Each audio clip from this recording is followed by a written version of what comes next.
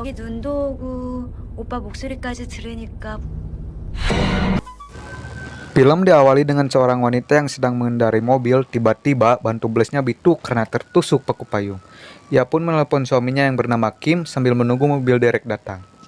Dan tiba-tiba datang seorang pria yang ingin menawarkan pertolongan, tetapi kata si wanita mobil dereknya akan segera datang. Setelah lama menunggu dan telepon dari suaminya udah dimatiin, pria itu pun membawa secara paksa wanita itu ke tempat kediamannya.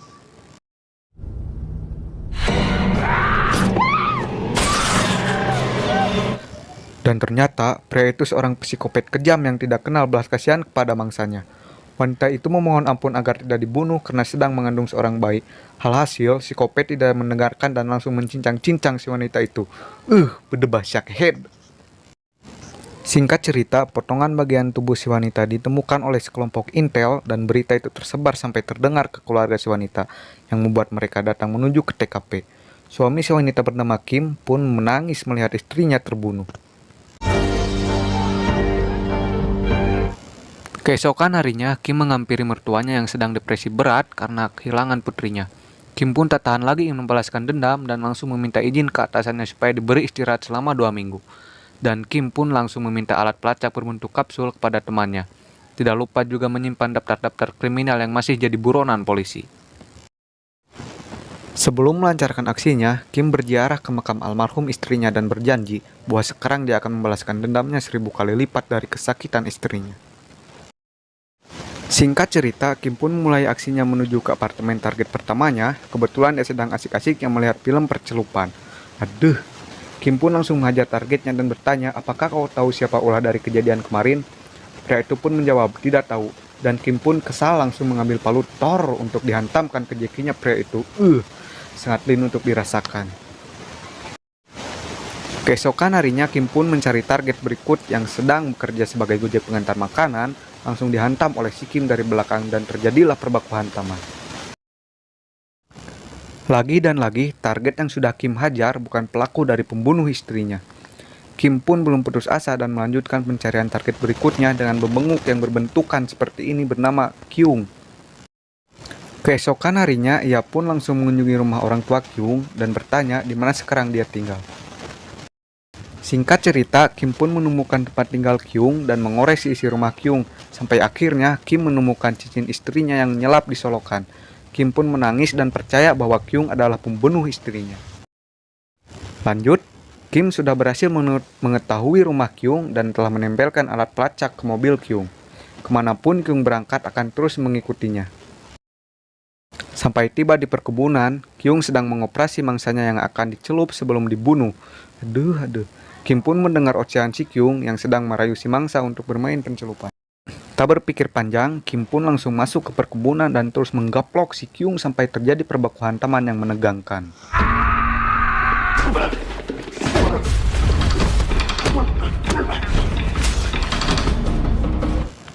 Kyung pun tepar dan tak berdaya dihajar si Kim. Dengan cara paksa, Kim pun memasukkan alat pelacak yang berbentuk kapsul ke mulutnya si Kyung. Dengan meninggalkan uang sebesar 250.000 dibayar tunai untuk pengobatan si Kyung agar setelah sembuh bisa Kim hajar lagi habis-habisan. Singkat cerita, si Kyung pergi ke rumah sakit untuk penyembuhan lukanya. Dan tidak sengaja dia melihat suster cantik yang bahenol untuk dijadikan korban berikutnya. Ia memaksa si suster untuk melakukan pencelupan. Ocehan mereka terdengar lagi oleh si Kim yang membuat si Kim makin nafsu langsung menggerebek pencelupan mereka. Dan mengajar si Kyung sampai urat kakinya diputuskan oleh paku 12 gram karatan. Halhasil si Kyung tidak bisa berjalan sampai harus ke korondangan masuk ke dalam mobil. Kyung pun mulai curiga dan ada yang janggal di dalam perkelahian mereka. Belakangan ini, Kyung pun langsung mendatangi teman lamanya. Dalam perjalanan Kim membuntuti mobil Kyung, dia menerima telepon dari mertuanya dan mertuanya bilang, "Sudah, hentikan pembalasan dendam ini." Kim pun menjawab, "Tidak, aku tidak bisa menghentikannya." Adik dari istrinya Kim pun berkata, "Belakangan ini sering ada yang membuntutiku. Aku takut nanti dia mengincarku atas perbuatanmu." Lagi dan lagi, Kim pun tidak mau menghentikannya dan langsung mematikan teleponnya.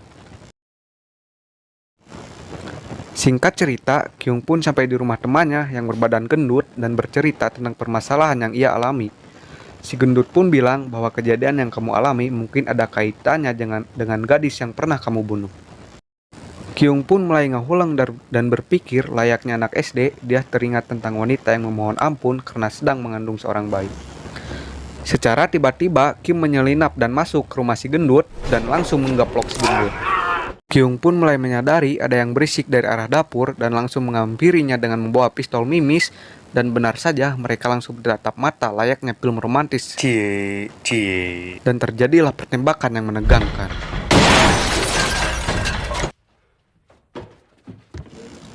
Singkat cerita, si Kyung pun sudah terkapar lemas di gaplok si Kim.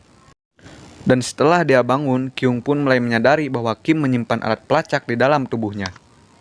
Dan tertawa layaknya orang gila. Kyung pun membeli obat pelancar BAB yang bermerek Diapet di apotek terdekat. Sambil mengoceh kepada si Kim lewat alat pelacak, "Kau salah tidak membunuhku waktu itu," ucap si Kyung. "Dan cepatlah kemari sebelum semua keluargamu aku bunuh." Kim pun mulai khawatir dan hariwang karena Kyung telah mengetahuinya. Ia pun langsung menancap gas untuk mengejar si Kyung, dan ia pun terlambat karena alat pelacaknya sudah dipindahkan ke tubuh orang lain.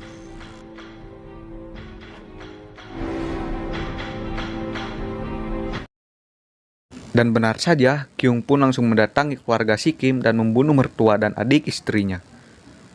Setelah itu, dia berniat untuk menyerahkan diri kepada polisi, tetapi setelah Kim mengetahui bahwa keluarganya sudah dibantai dan Kyung mau menyerahkan diri, Kim semakin kesurupan dan mencegah penyerahan diri Kyung kepada polisi.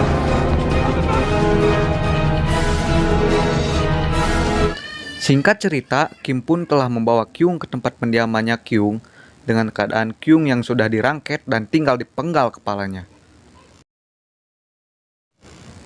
Mereka berdua pun saling mengoceh sedikit hal sebelum Kim membunuh si Kyung.